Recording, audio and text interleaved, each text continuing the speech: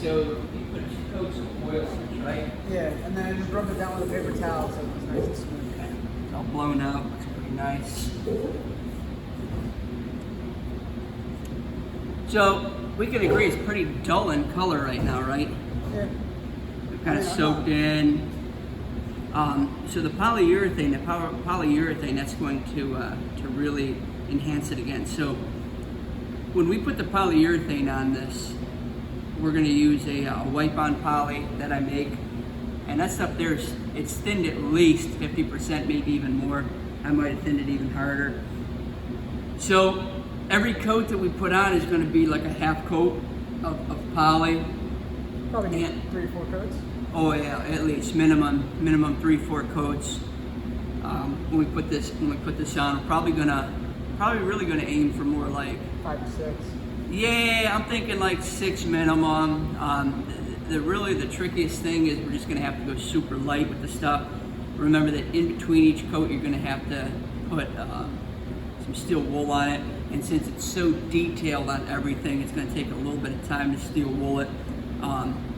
And it's also extremely easy on this project to go too heavy with the poly. Remember, less is more. It's better to walk away. If we miss a spot, don't worry about it. I'm going to tell you, just like when we sanded it, we're going to work our way from one area. We're going to work our way all the way down. You know, try to get everything that you can. I'd recommend see if you can grab yourself a pair of gloves. There might be some at that table. If not, I'll grab you a set. Check that box right there. Is there any in that box? Okay. So, yeah, when we put this on, we're going to go super light. Remember, the rag will get saturated. Obviously, we don't want any runs. Any runs, we're going to wind up having to sand out. And the other thing that I did notice here before we actually go ahead and put on the polyurethane is, what are we going to have to do where all these nail holes are and stuff like that? Do you know? Yeah, we are going to use that crayon, and we're going to color those in. So what I'm going to do is I'm going to go grab some of the crayons, and we're going to take a look at that. Probably going to, now, let me grab it here real quick.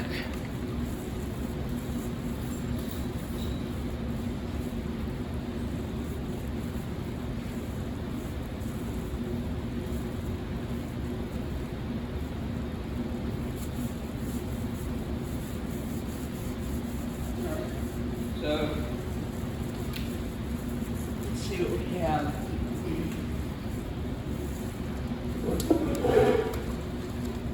That's darker woods, lighter woods. What we're going to do is we're going to open these up, and we're going to see if we find one that's pretty close. This one here kind of looks...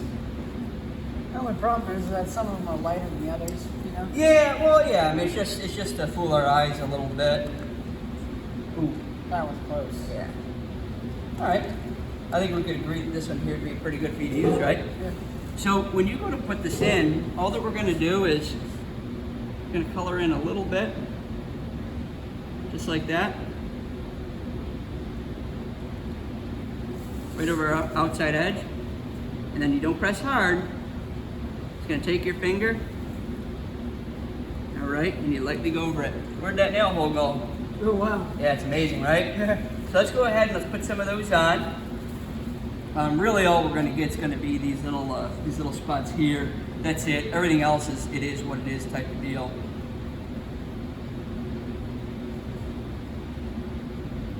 It's a little bit tricky, and when you do it, you actually want to go like this. So we want to go this way, because what we're doing is we're filling in that crevice there. So you go this way a little bit and this way a little bit. You know, before long it's filled right in.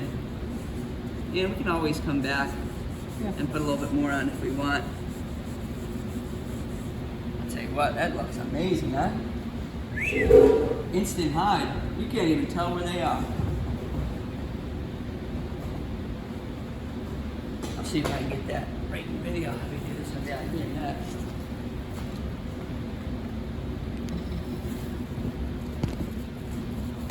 Whoops.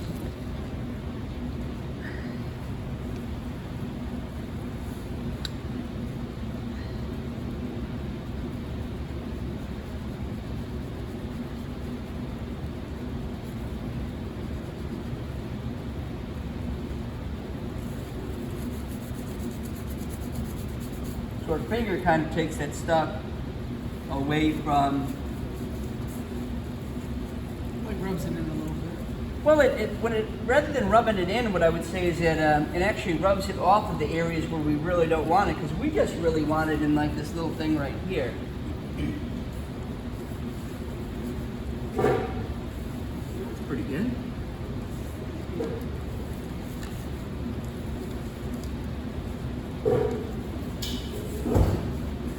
There.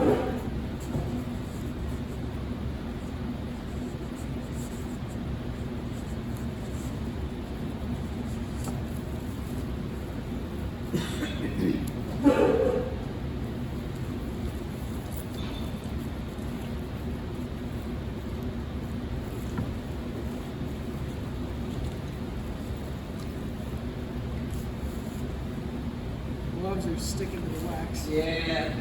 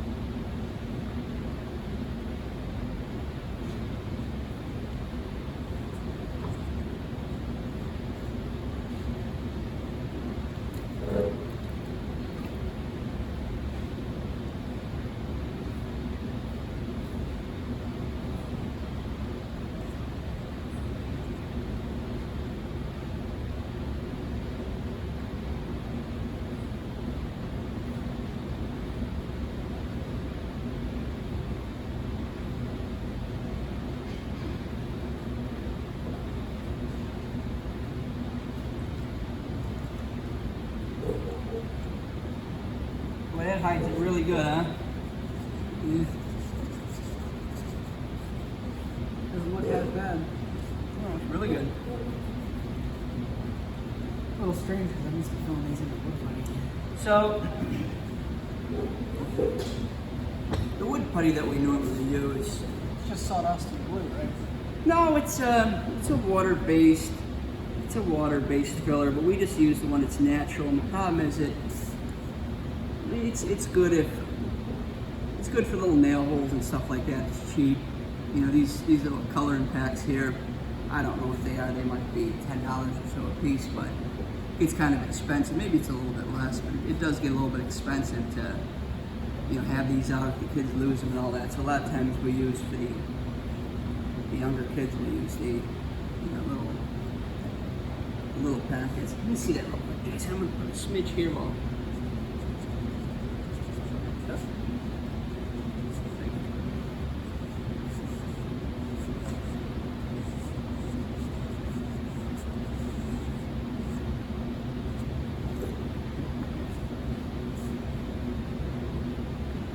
So we're like 98, 99% done with this project. So we need to remember that when we do go ahead and put our polyurethane on, that we don't destroy it with a bad poly job, because we are at the finish line at this point here, to be honest with you. What's a few extra minutes of work to make this thing look beautiful, you know? Yeah, a couple extra. The biggest thing with the poly is the kids like to go for those instant results, and they really want to get it shiny right in the get-go. Where if you look at it as, you know what, I'm going to put a light coat on today, and you got to walk away.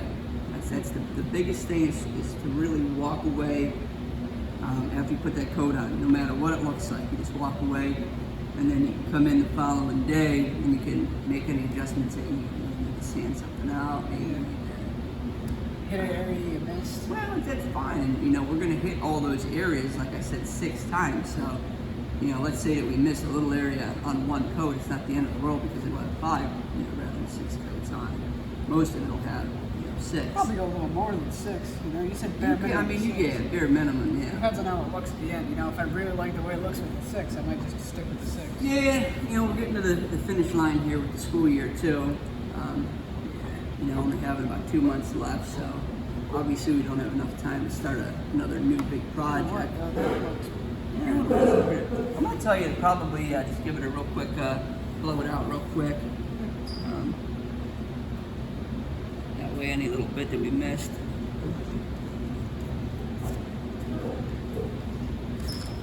We got everything, right?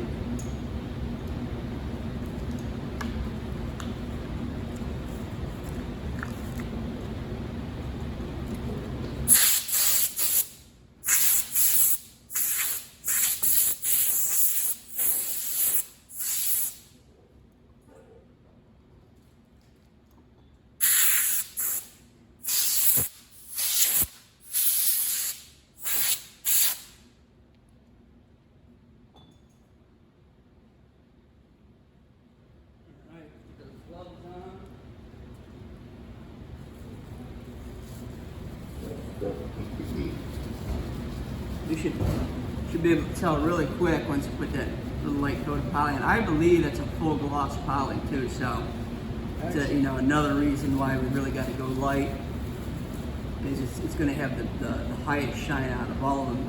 Usually I like to go with a semi-gloss or a satin type shine, but I think I happen to make full gloss for this here.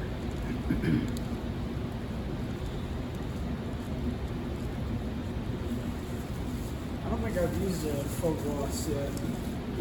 I have. In here. Yeah, tough to tell.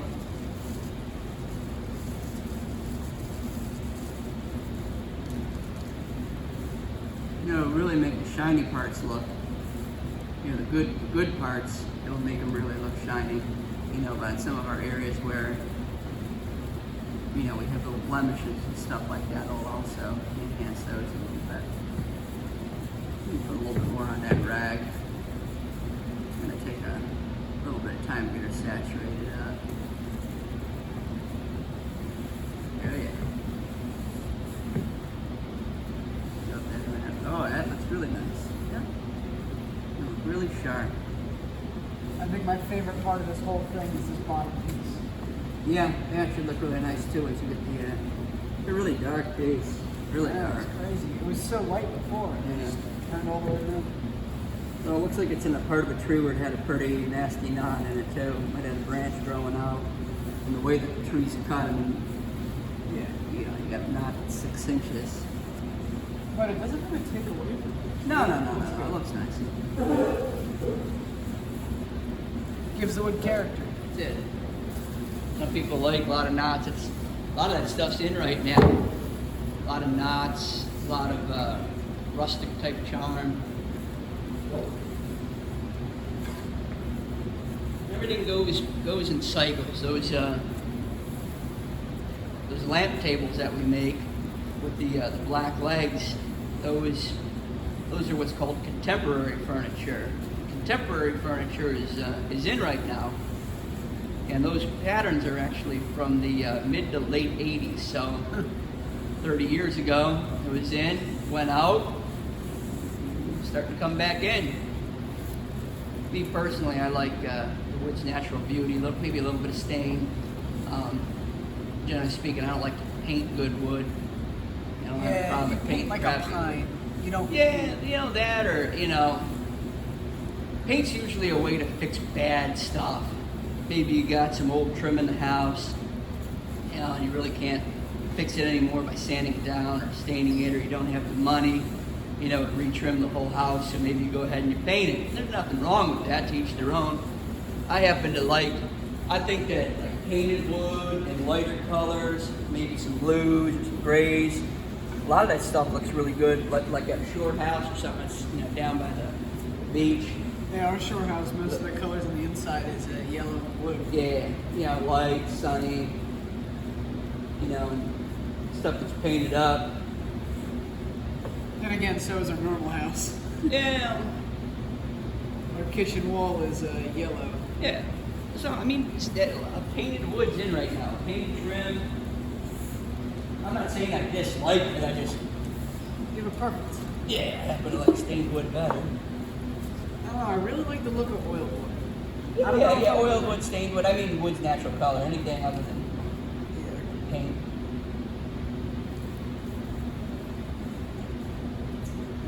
This is the nice little bit. You know, believe it or not, this beach right here is actually incredibly cheap too. Yeah.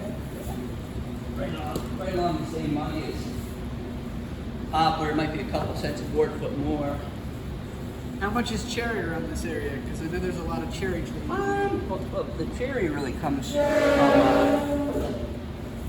from northwest Pennsylvania, which is not that far from here. You know, half a day's drive, or the Adirondacks, same thing. But the best black cherry comes from northwest Pennsylvania.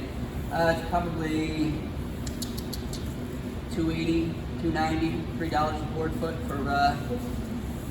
It's not terrible. No, I think that might be like number one or number two. I mean, first and seconds or selects, you know, that might be $4 or $5 a board foot.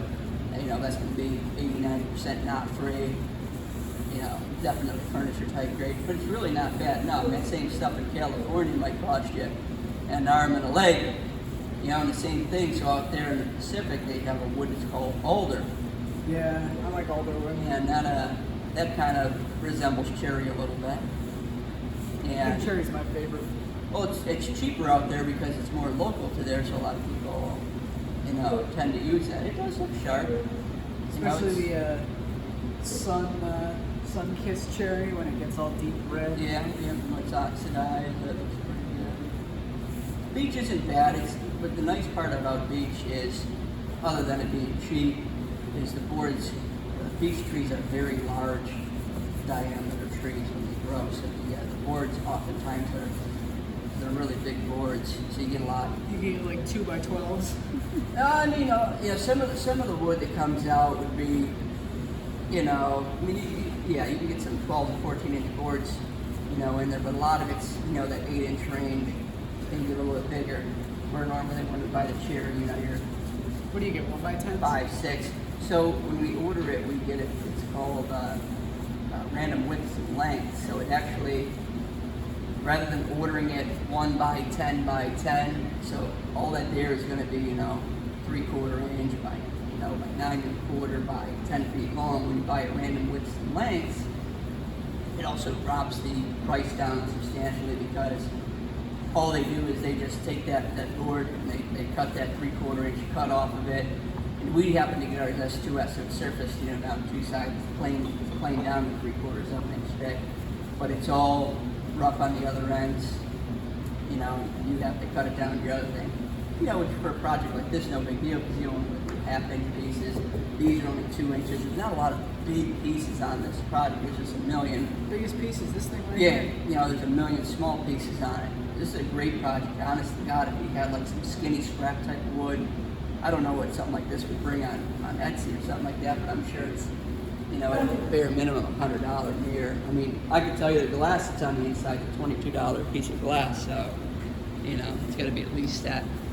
Well, I think what we're going to do, we're just going to double check a few areas. We can agree that it's got just a light shine to it right now, right? Nothing Looks crazy. a little different. I like it. Yeah, it's got a little, you know, just a little shine.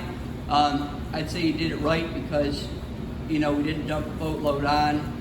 That'll actually dry. I mean, realistically, we were here this afternoon. We could come back, put another nice light coat on it, but I think I see you guys on Tuesday next, so that's going to be another 4 days from now. Same thing, going to put that quick steel wool, another light coat of poly, repeat that process a few times, and I think we're going to be in great shape. Looks really nice, to be honest with you. So, very good. Thank you.